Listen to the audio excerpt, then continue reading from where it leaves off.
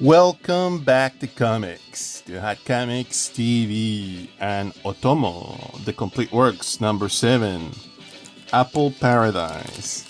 Alright, wow. This came out, a couple of weeks ago. It came out not long ago, and if you saw my last video, the last sort of thing that I talked about Otomo was that these collections were, being published. And I still haven't committed to the Akira series because I've already got this in English. And I've been a bit in the fence to getting those these new editions with these plastic covers. I can't remember the term for these plastic covers. In fact, I was talking about this the other day with someone about the process that they use for these covers, which is pretty cool. But they just to give you the spiel, these things here they warp towards when you're having them standing like that. They get all warped, and they'll eventually just get all damaged if you have them standing as a normal book. If you have them on the shelf, you're gonna have to stack them like one on top of each other, sort of thing. So that's the thing to go into this. Obviously, it's a very clever way of doing this large run. If this had been done in hardcover, it would have been, I would guess, more expensive. I don't know. And right now, things are just so crazy in the market. So yeah, anyway, manufacturing wise, so this is the stuff that comes in with the book. This is the paraphernalia that comes in with it, and then there was this as well, which is quite a beautiful close-up to the motorcycle. I don't know if this was like a record, I don't know, saying that it's like a remix. Anyway, let's take a look at this book by Otomo. It's housing the Apple Paradise and a lot of the fantasy stuff. You remember that I talked about this green book, and I haven't come back to that because that book, it's kind of too spicy for YouTube, as it's making commentary. Like what Otomo is doing is that, and you'll see it on this because we'll go over it in here, but I'm gonna have to probably have to blur things out because of the nature of the material, and it's quite controversial to say the least, especially for people that have that religious sort of outlook in life. As commentary on religion, maybe Otomo came in with this 80s material. It's the most transgressive as it gets, because he's always in the fringe of doing material that it's going to be kind of not on the underbelly of society, but you'll see criminals, you see women doing salacious, activities. You'll see also men doing that sort of thing, and then the drug intake. And what we know Otomo in the West, the majority of us know him for, is for the Akira series, obviously the Akira manga, and Akira as the entity franchise, the juggernaut franchise that comic book series is. So, and the movie, obviously. So, that he directed. So he's always doubling on this 80s material, which I was surprised about how spicy this material was. And again, I'm using that word, it's transgressive, because it's always in the fringe of normality, in deviancy and all that sort of thing. But anyway, so it's that amazing world. We got a little bit of fantasy, that Apple Paradise. So we got summer, autumn, winter from 80 to 81. So we got winter, then the biggest controversy of them all, it's Inri, which if you are of Christian or any type of the religious belief, from Christianity, you will know what that means. I'm not gonna elaborate because I don't wanna I don't wanna go into that rabbit hole either. This I oh my god, this SOS. I've always been trying to get. I never get it. And I'm always on the fence of getting it because I see the prices, and then the import, and then you go, oh my god, I'm gonna be paying for that. If I was in Japan, I had already paid for the ticket. You go, yeah, okay, I'll probably be hunting that sort of thing. But anyway, so that story. It's in here.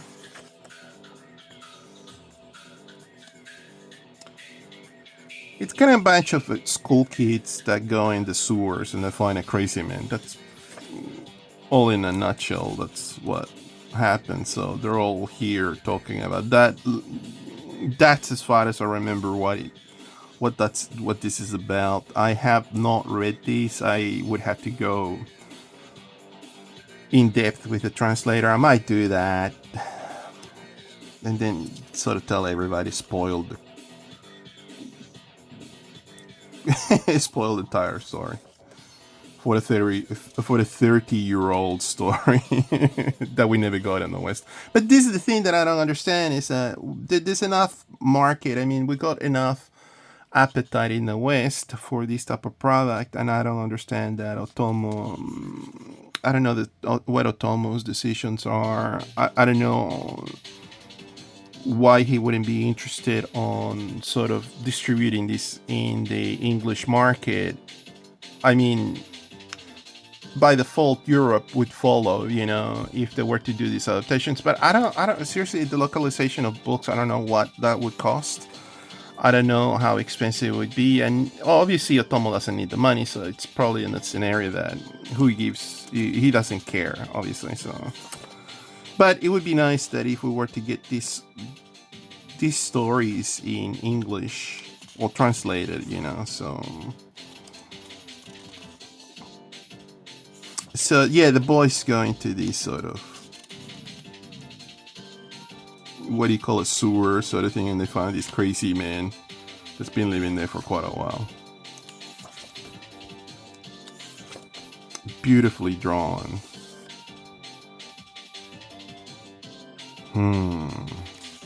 Where does this man have the time? I mean, he would have to be really back in the day. He would have been pumping these books. So okay, so these are the fantasies that were housed on that green book. If you haven't seen that book, what I'm talking about, go check out the other video that I did. Can't remember what video that was for book 6. Yeah, might have been book 6. Yeah. So that it's a larger landscape. Because I moved my study. One of the reasons why it took so long to make these videos, or to come back to YouTube. I can't remember where I put that book, but yeah. Otherwise, I would be doing some sort of comparison with it, because this print comparisons differences. So this is Alice in Wonderland. I'm just recognizing that because this girl's shrinking, like in Alice in Wonderland, talking to the bird. So this is Otomo's take on Alice in Wonderland.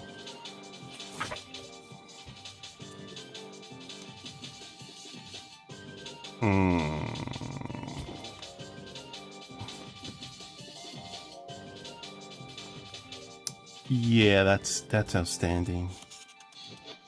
That's amazing.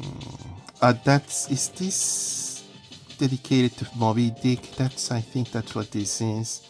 This is a white whale. Yeah, it's a sperm whale. And Ahab. We got Ahab.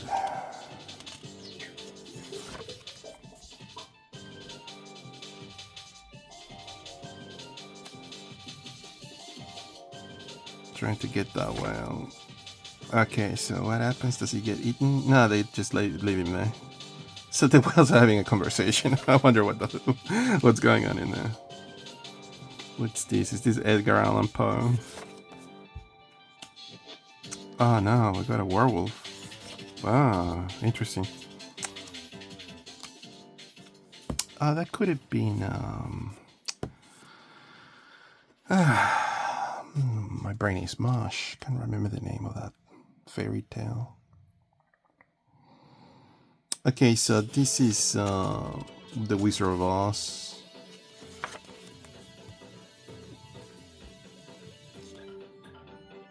And let me say one thing about this: that these are pretty raunchy. I was saying before. There's a lot of innuendos on this, and I'm not gonna get into it. That's Iron. What's it? 28. I can't remember something. Gigantic Road.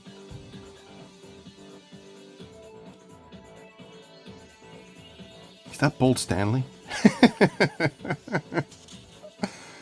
So again, I'm not gonna point it out. If you saw it, you saw it. You know what I'm talking about. Cinderella. Okay, so that's what all the amazing stuff. It's all the fairy tales. Otomo does have a sense of humor. He's pretty funny. A funny dude. Look at the amount of labor in this. This is amazing. Outstanding work. Just outstanding.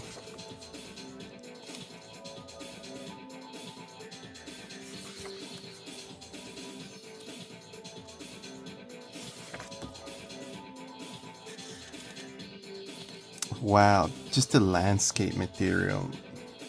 And there's something to say about Otomo. Otomo's taking a lot from European artists. Janjiro Mobius is someone that comes to, like, I think he's synthesizing that.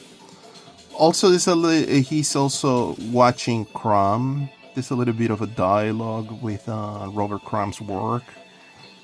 I'm not saying he's ripping them off or anything, but there's a little bit of inspiration coming from that. From Janjiro. And also, Hayao Miyazaki from Studio Ghibli has a little bit of an influence, and a lot of communication back and forward with Mobius and all the European influences of artists. I wonder what this was about. Sleeping Beauty, maybe? This girl's just not waking up. And what is this? Sinbad?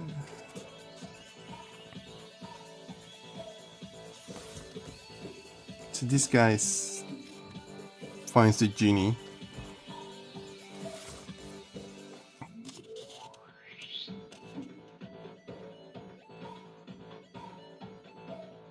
I love the character design. I mean, that's outstanding. The emotion and expression. This is how you do these sort of panels where there's a lot of dialogue. It gives it so much life.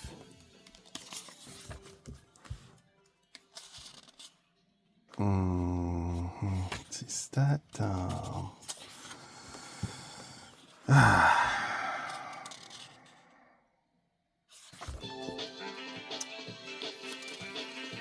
the treasure? If you remember, if you know what I'm talking about, if you know what's happening in here, please tell me, because I can't remember for the life of me right now. So is this Noah? I think this is the first biblical one. Yeah, I think this is, what do you call it, Noah in the ark. So this is how Otomo sees, what do you call it, the Bible as a fable.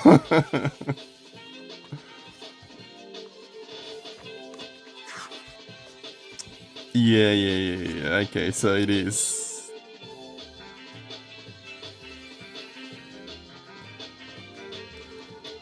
They found land. God knows what's gonna happen.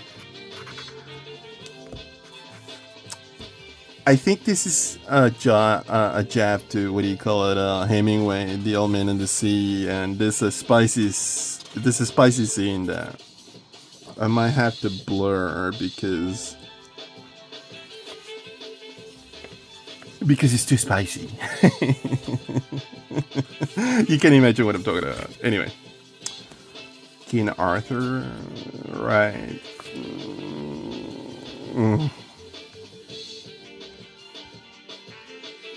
The character design is outstanding. Yeah, this is where Arthur gets the sword jammed on the table. You can gonna get it out.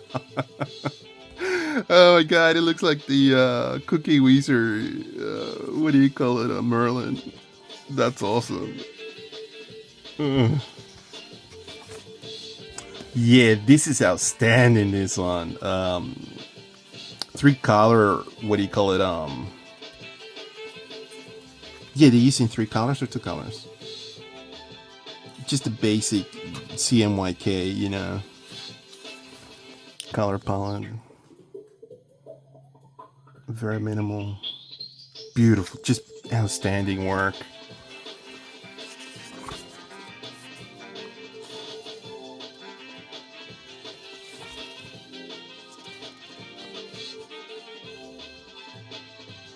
What a master Otomo is.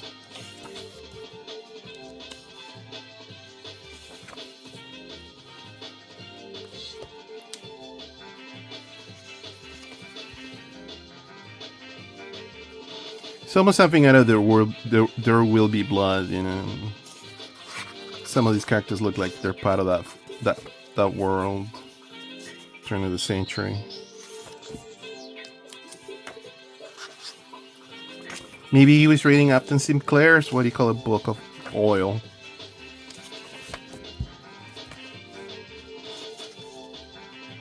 Castor.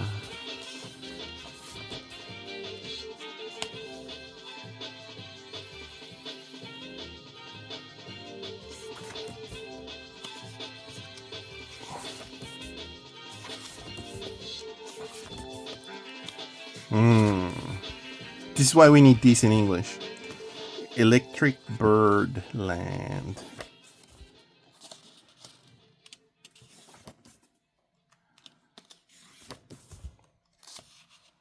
Just one color plate. It's just outstanding what you can do with that.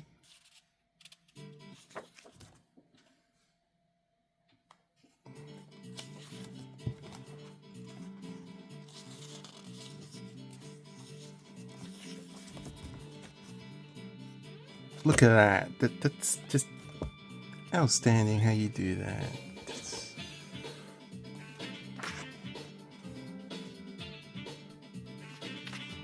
Yeah, so Apple Paradise. Wow. What? Oof. What a spicy charge. What do you call it? Manga.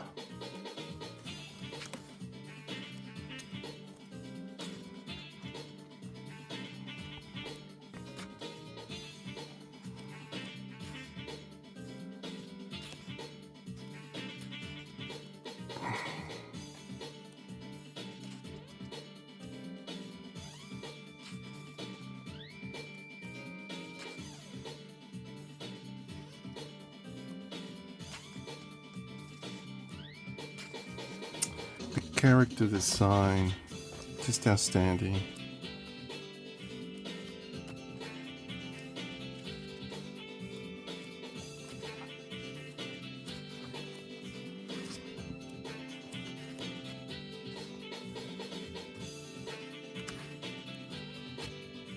I'm skipping a few pages because of the sum of the nature of the material. It's a little too spicy.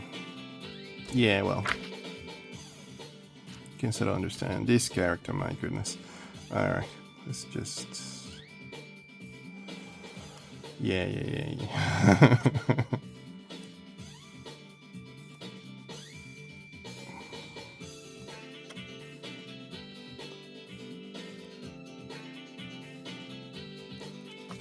I feel that Apple Paradise story should have been adapted and been published maybe in the Heavy Metal magazine back in the day, because it had that science fiction flavor out of all things.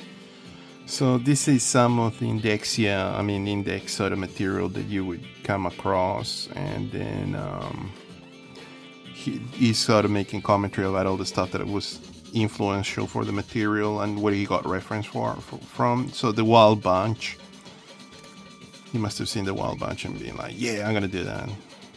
And he was talking about Hieronymus Bosch on this because of this painting here, and I was sort of translating this. I was sort of going through, just him reading things, and he was sort of making a commentary that he loved the character design of that painting because the painting's quite outrageous, as you can sort of see that. So he's making commentary of that, and that's where the Inri sort of story comes in. And I cannot go on this at greater length because, and it's also read from normal Western sort of way. So the Green Book that I showed before, the story was the other way, and I remember there were certain things that were extremely, what do you call it,